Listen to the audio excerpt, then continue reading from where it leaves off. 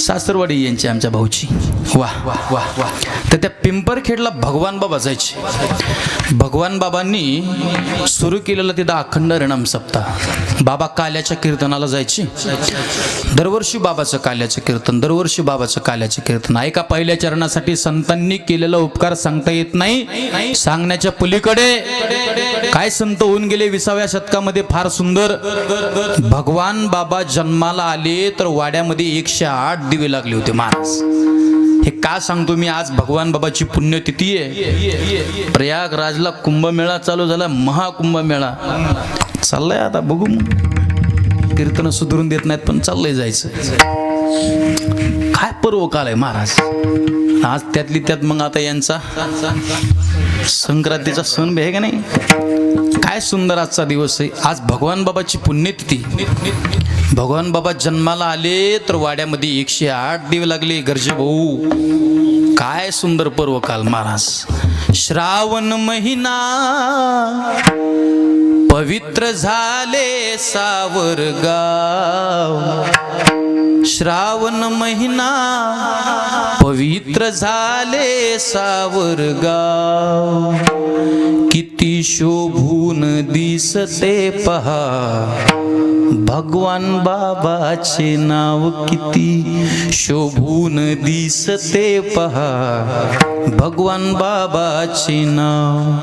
माता कौतुका पोटी जन्मले बाळ हे आबा. पाळण्यात टाळ्या वाजवी झाला गाव जागा. आनंदे चिव चिव करीती चिमणी पाकर. आनंदे चिव चिव करीती चिमणी पाकर. झालं उधार सावरगाव, झालं उधार सावरगाव.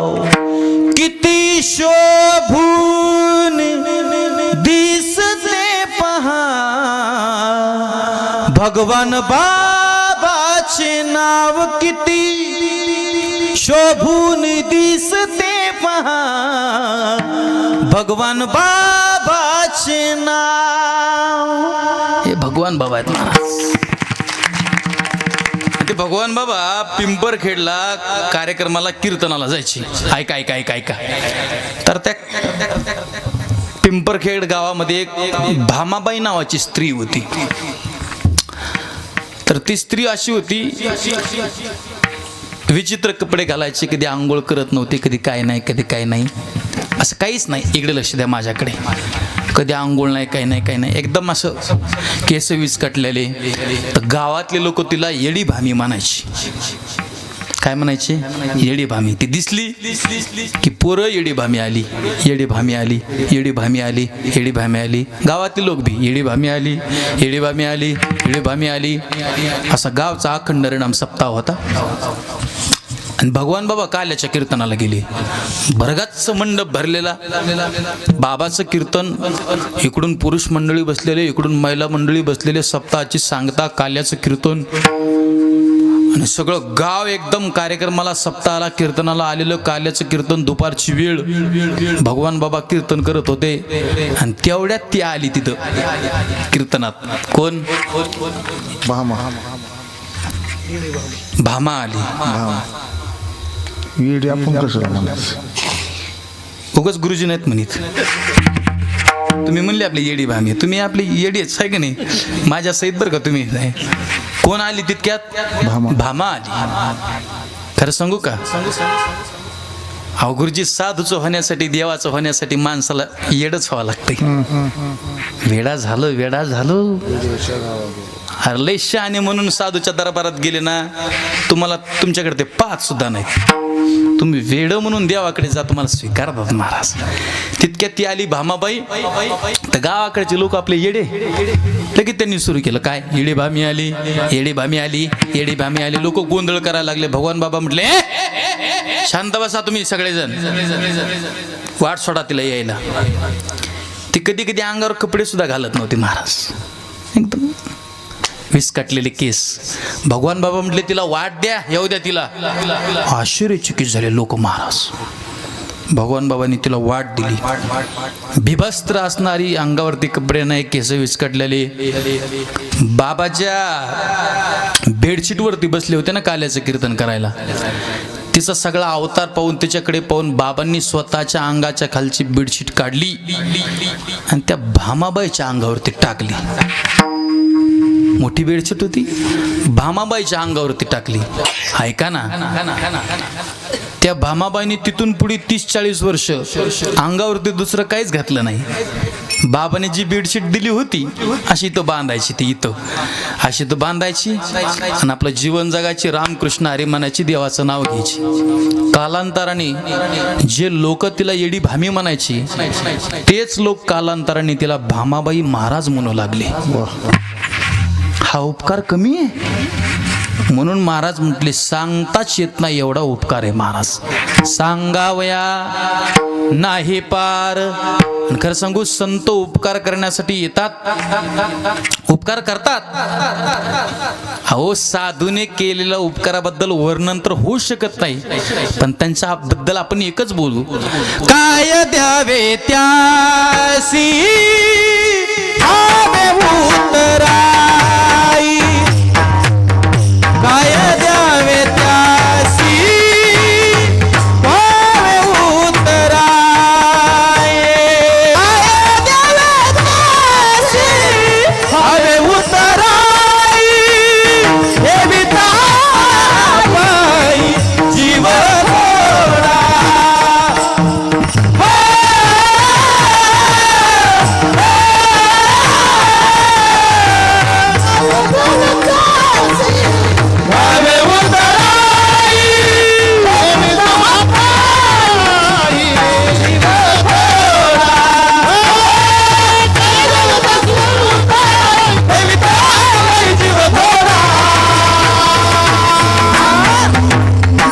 संतांचा उपकार आहे, काय द्यावे त्यासी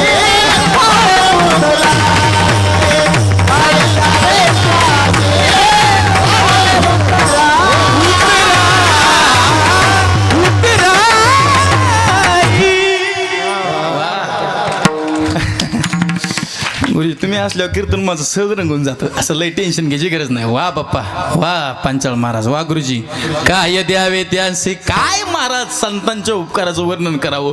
अहो, येतात उपकार करण्यासाठीच, काही स्वार्थ नाही महाराज. स्वतः भजन करतात आणि इतराला सांगतात करा, जाग व्हा, झालंच पाहिजे, जाग केलं पाहिजे भजन. आपण हे भजनाशिवाय अधुरे आहे महाराज. काही गोष्टी शिवाय अधुरे आहेत. मी रोज सांगतो कीर्तनात. सुरदासजी एका ठिकाणी छान म्हटले, पंछी पंख बिना, पंछी पंख बिना, हस्ती दंत बिना, नारी पुरुष बिना, कूपनीर बिना, धेनु चिर बिना, मंदिर दीप बिना, सुमिरन करले, सुमिरन करले, सुमिरन करले मेरे मना, तेरी बीती उमर हरि नाम बिना. हे हरिनामाशिवाय अधुर आहे. म्हणून घ्या रे, घ्या घ्या रे, घ्या रे, घ्या रे मुखी नाम घ्या, घ्या रे, घ्या, घ्या रे, घ्या रे मुखी